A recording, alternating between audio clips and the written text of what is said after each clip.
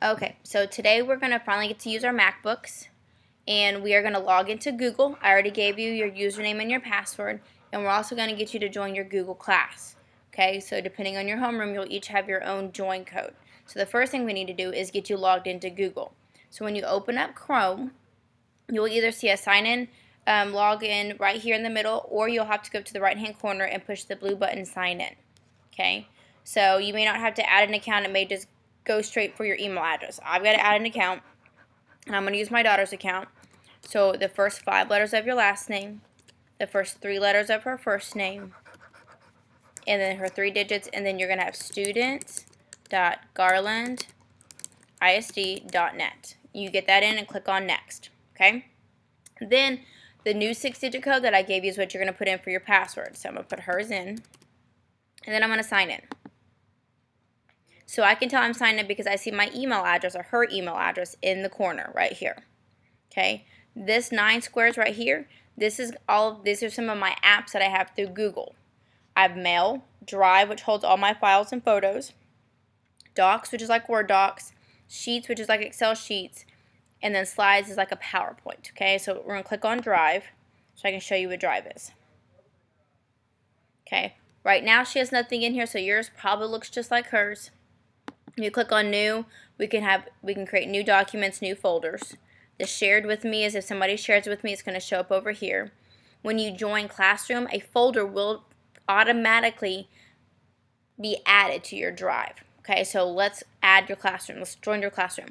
I'm going to go up here next to this tab, and I'm going to click on the next square. That's right here. I'm going to click on that tab. Okay, and I'm going to type in classroom.google.com. So I'm going to go to this website. As you can see, I'm still logged in right over here. Okay, I'm going to scroll down. You can see right here, this is what I'm signed in as, and I got to get started, and I am a student. So I'm going to click on Student. Okay, so we need to join our first class by clicking the plus sign. And I'm going to give you your code. If you're in my homeroom, this is the code SYRMHVF. Miss Banks, Miss Freeze, this is where I'm going to pause it and then give you your code. So you're going to type in your code, and then you're going to click on Join.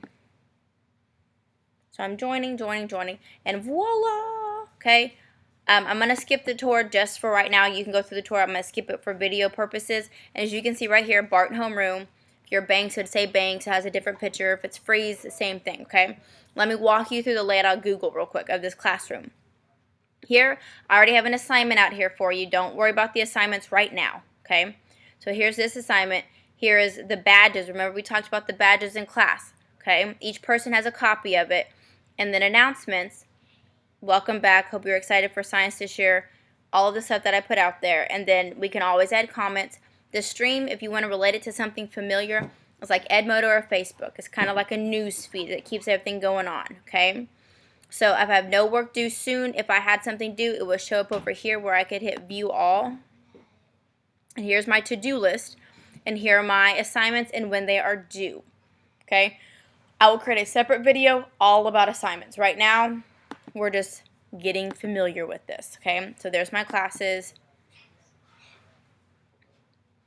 And as people join our class, we'll go to our classmates, and we'll be able to see everybody. Right now, Alyssa is the only one in this class, okay?